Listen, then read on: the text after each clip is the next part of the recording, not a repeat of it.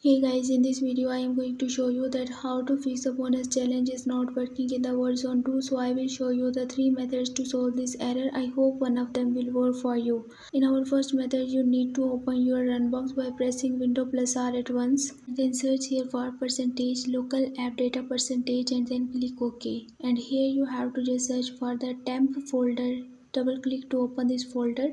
So after opening this folder, you will find here a folder of the Warzone 2. You have to just right click on it and then click on the delete. Don't worry, this is a cache folder.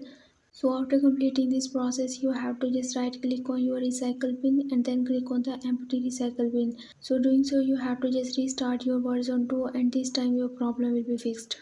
Now moving to our second method, you have to just click on the Windows icon and then restart your PC one time. After restarting your system or PC, your problem will be fixed automatically. Now moving to our last and the final solution, you have to just try to update your game. If not available, then you have to just wait for the developer to launch a new version of the game. After this, your problem will be fixed. I hope this video will be helpful for you. For more information, you can visit my website whose link I have shared in this video's description. So leave a like and a comment for this video and also subscribe my channel. Let me guide. Thanks for watching.